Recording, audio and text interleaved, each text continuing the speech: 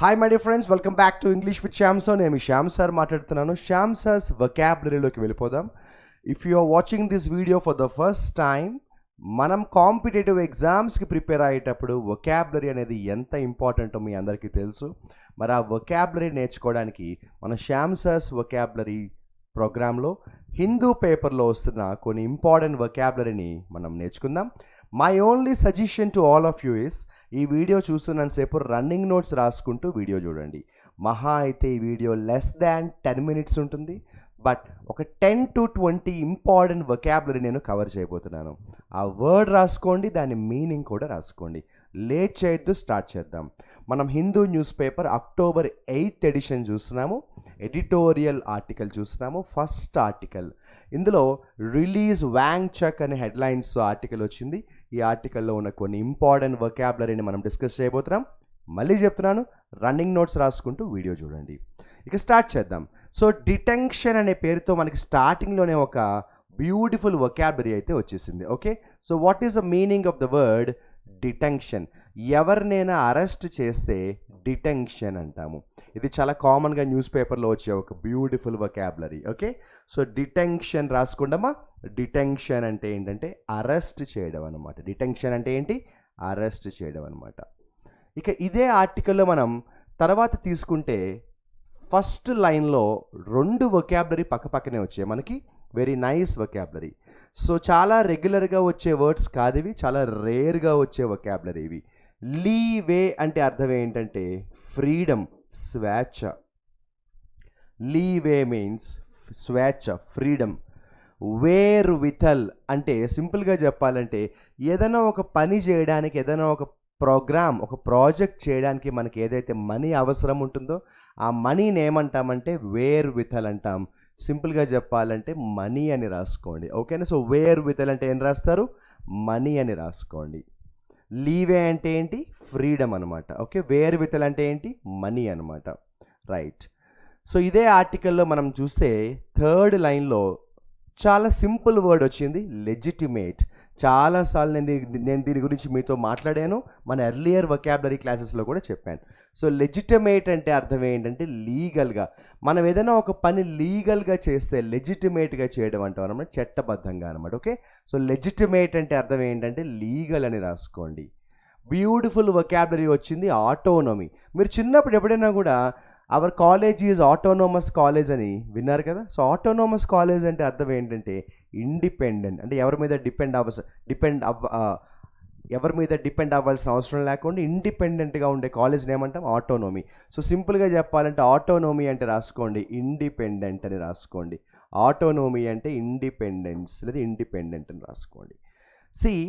వ్యతిరేకించడాన్ని ఏమంటాము? అపోజ్ చేయడం అంటాం కదా. మరి ఆ వ్యతిరేకించే వాళ్ళని ఏమంటామంటే డిసెంటర్స్ అంటాం. ఏమంటాం? డిసెంటర్స్. సింపుల్గా చెప్పాలంటే అపోనెంట్స్ అని రాసుకోవచ్చు. ఎవరైతే అపోజ్ చేస్తున్నారో, ఎవరైతే వ్యతిరేకిస్తున్నారో వాళ్ళని ఏమంటామంటే అపోనెంట్స్ లాగా డిసెంటర్స్ అంటాం. రాసుకోండి, డిసెంటర్స్ అంటే అపోనెంట్స్. మనకి ఇంగ్లీష్ వొకాబులరీలో 1 word సబ్స్టిట్యూట్స్లో ఆర్సన్ అనే ఒక బ్యూటిఫుల్ వొకాబులరీ వస్తుంది, గుర్తుందా? 1 word సబ్స్టిట్యూట్స్. సో ఆర్సన్ అంటే ఏంటంటే పబ్లిక్ ప్రాపర్టీస్ని కానీ ఏదైనా ప్రాపర్టీస్ని, ఏమైనా వస్తువుల్ని మనం నిప్పు పెట్టి తగలబెట్టడం అనమాట. ఓకేనా? సో కాల్చి పారేయడం అనమాట, నిప్పు పెట్టి తగలబెట్టడం. సో ఆర్సన్ అంటే రాసుకోండమ్మా, సెట్టింగ్ సంథింగ్ ఆన్ ఫైర్. ఓకేనా? సెట్ ఆన్ ఫైర్ అంటే నిప్పు పెట్టి తగలబెట్టడాన్ని ఏమంటామంటే ఆర్సన్ అంటాం. ఓకేనా? మీరు ఎప్పుడైనా చూస్తే గందరగోళం జరిగేటప్పుడు, ఉద్యమాలు అవి జరిగేటప్పుడు, లేకపోతే రెవల్యూషన్ టైంలో రెబల్లియన్ వచ్చినప్పుడు ఏమవుతుందంటే బస్సెస్ కానీ, ట్రైన్స్ కానీ, గవర్నమెంట్ బిల్డింగ్స్ కానీ నిప్పు పెట్టి తగలబెడుతుంటారు. దాన్ని ఏమంటామంటే ఆర్సన్ అంటాం. రైట్? ఒక బ్యూటిఫుల్ ఇడియం వచ్చింది. నేను చాలాసార్లు ఇడియమ్స్ క్లాసెస్లో ఈ ఇడియం చాలాసార్లు చెప్పాను, long arm of the law. So what is the meaning of the idiom long arm of the law? Law is very powerful. The meaning of the idiom is law is very powerful. Okay, so long arm of the law అంటే రాసుకోండి అమ్మా, law is very powerful. చట్టం చాలా బలమైనదని meaning. మీరు as it ఈస్గా long arm of the law అని రాసుకుని ఏం రాస్తారు? లా ఈజ్ వెరీ పవర్ఫుల్ అని రాసుకోండి. మీరు ఎప్పుడైనా సినిమాల్లో కూడా చూస్తుంటారు కదా, ఎక్కడైనా బాంబు పెడితే ఆ బాంబుని డిఫ్యూజ్ చేయడానికి కొంతమంది ఆఫీసర్స్ వచ్చి ఆ బాంబుని డిఫ్యూజ్ చేస్తారు. సో సింపుల్గా చెప్పాలంటే డిఫ్యూజ్ చేయడం అంటే రిమూవ్ చేయడం, తొలగించడం. నార్మల్గా డిఫ్యూజ్ చేయడానికి ఇంకో మీనింగ్ ఉంటుంది, ఏంటంటే ప్రాబ్లమ్ని తగ్గించడం అనమాట. ఓకేనా? సో రెడ్యూస్ ద ప్రాబ్లం అనొచ్చు, లేకపోతే డిఫ్యూజ్ ద ప్రాబ్లం అనొచ్చు. రైట్? నెక్స్ట్ ఇదే పారాగ్రాఫ్లో మనం చూస్తే రెసొనెన్స్ అనే బ్యూటిఫుల్ వొకాబులరీ వచ్చింది. సో ఏదైనా ఒక విషయం కానీ ఎవరైనా చెప్పిన మాట కానీ చాలా బలంగా ఉంటే దాన్ని ఏమంటామంటే రెసొనెన్స్ అంటాం. సో రెసొనెన్స్ అంటే very loud, very strong. Resonance అంటే రాసుకోండి, వెరీ లౌడ్, వెరీ స్ట్రాంగ్. ఇక రికోర్స్ అంటే ఏంటంటే ఒక రకంగా చెప్పాలంటే ఏదైనా ఒక ప్రాబ్లంకి సొల్యూషన్ లాంటిది అనమాట. సో ఆప్షన్ అని రాసుకోండి. రికోర్స్ అంటే ఏంటంటే ఆప్షన్. ఓకేనా? ఆప్షన్ అని రాసుకోండి, లేకపోతే సొల్యూషన్ అని రాసుకున్నా పర్వాలేదు. రికోర్స్ అంటే ఆప్షన్ లేదా సొల్యూషన్ ఏదైనా పర్వాలేదు. రికోర్స్ అంటే ఆప్షన్ లేదా సొల్యూషన్. ఓకేనా? రైట్. ఇలా చూసుకుంటూ వెళ్తే then we have here sustained. సింపుల్గా చెప్పాలంటే సస్టైన్ చేయడం అంటే సపోర్ట్ చేయడం అనమాట, ఎంకరేజ్ చేయడం అనమాట, బలాన్ని ఇవ్వడం. సో రాయండి, సస్టైన్ అంటే సపోర్ట్ అని రాయండి అమ్మ, బలాన్ని ఇవ్వడం, ఎంకరేజ్ చేయడం. రైట్? ఇలా మనం కానీ చూసుకుంటూ వెళ్తే my dear friends, then we have another beautiful vocabulary call invoke. బేసికల్గా ఇన్వోక్ ఎక్కువ మనం ఎక్కడ వాడతామంటే ఇక్కడే వాడతాం. Invoking an act, invoking a law, ఏదైనా ఒక చట్టాన్ని ముందుకు తీసుకురావడం అనమాట. ఓకేనా? సో ఇన్వోక్ అంటే ఎలా రాస్తారంటే కాల్ ఆన్ అని రాయండి. ఒకవేళ మీకు కాల్ ఆన్ అంటే అర్థం తెలియకపోతే అదొక ఫ్రేజల్ వర్బ్ అమ్మ. ఏదైనా ఒక కొత్త చట్టాన్ని, కొత్త లాని కూడా మనం ముందుకు తీసుకొస్తే, అంటే ప్రజల ముందుకు కానీ లేదా పార్లమెంట్ ముందుకు కానీ తీసుకొస్తే దాన్ని ఏమంటామంటే ఇన్వోక్ అంటాం. సో ఇన్వోక్ అంటే కాల్ ఆన్ అని రాయండి, లేదంటే బ్రింగ్ ఫార్వర్డ్ అని రాయండి, ఎలా రాసినా పర్వాలేదు. ఇన్వోక్ అంటే కాల్ ఆన్ లేదా బ్రింగ్ ఫార్వర్డ్ అని రాయండి. మళ్ళీ చెప్తున్నాను, if you are a student preparing for competitive exams, this is a very important program that I'm doing call Shyam sir's vocabulary. Last few days కొంచెం నేను బిజీ అవ్వడం, క్యాంప్ వెళ్ళడం వల్ల ఈ ప్రోగ్రామ్కి కొంచెం నేను బ్రేక్ తీసుకోవాల్సి వచ్చింది. But again I'm resuming it from today, so don't miss from today. So invoke అంటే ఏంటంటే కాల్ ఆన్ లేదా బ్రింగ్ ఫార్వర్డ్, ఏదైనా ఒక విషయాన్ని మనం ముందుకు తీసుకురావడాన్ని ఏమంటామంటే ఇన్వోక్ అంటాం. ఓకే? సో ఇలా చూసుకుంటే ఐ థింక్ ఫస్ట్ ప్యాసేజ్తో అన్నీ కంప్లీట్ చేసుకున్నాం. ఇది ఒకటి మిగిలింది చూడండి, ఇండల్జ్. ఇండల్జ్ ఇన్ ప్రెపోజిషన్స్ క్లాస్లో కూడా నేను చాలాసార్లు చెప్పాను, ఇండల్జ్ వస్తే ప్రెపోజిషన్ ఏమొస్తుందంటే ఇన్ వస్తుంది అనమాట. ఓకేనా? సో ఇండల్జ్ ఇన్ అంటే ఏం కాదమ్మా, ఇన్వాల్వ్ ఇన్. ఇండల్జ్ ఇన్ అంటే ఏంటి, ఇన్వాల్వ్ ఇన్. జనరల్గా ఇండల్జ్ ఎక్కడ వాడతామంటే నెగిటివ్ సెన్సెస్లో ఎక్కువ వాడతాం అనమాట. Indulge in smoking, don't indulge in smoking, don't indulge in violence అంటాం. సో ఇండల్జ్ ఇన్ అలా, ఇండల్జ్ ఇన్ అన్న, ఇన్వాల్వ్ ఇన్ అన్న కూడా ఒకటే అనమాట. ఓకే? సో ఇలా చూసుకుంటూ వెళ్ళిపోతే then we have beautiful vocabulary call pertain. మనం చాలాసార్లు దీని గురించి మాట్లాడుకుంటాము ప్రెపోజిషన్స్ క్లాసెస్లో కూడా. ప్రెపోజిషన్ టు వస్తుంది. పర్టైనింగ్ టు అంటే రిలేటెడ్ టు, సంబంధించిన అని రాసుకోండి.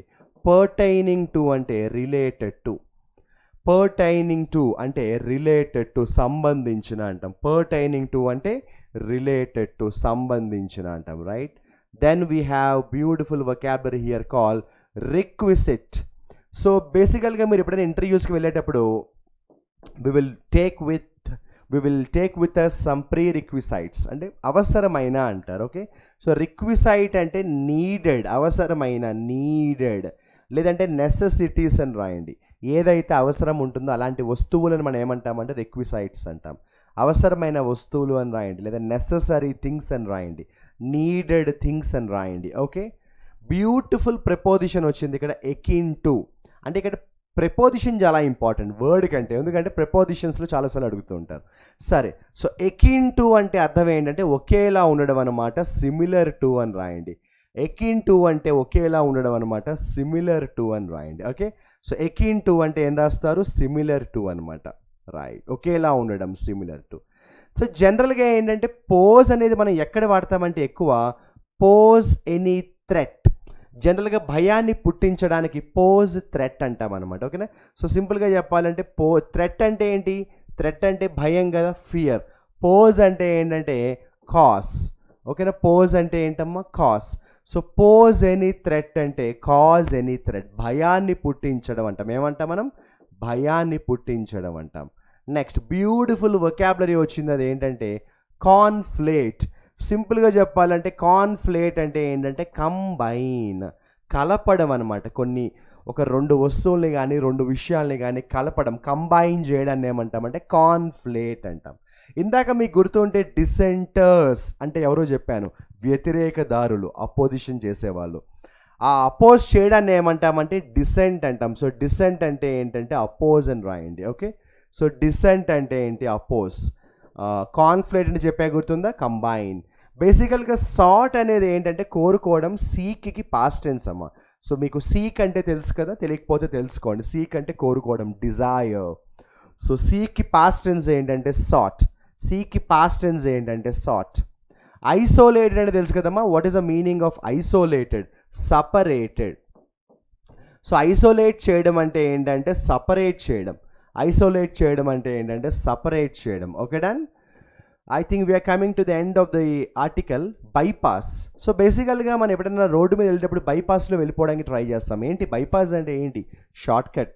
సింపుల్గా చెప్పాలంటే బైపాస్ అంటే షార్ట్ కట్. ఓకేనా? ఈజీ వే అని కూడా అనొచ్చు. బ్యూటిఫుల్ వొకాబులరీ వచ్చేసింది ఏంటంటే abrogation. So what is the meaning of abrogation?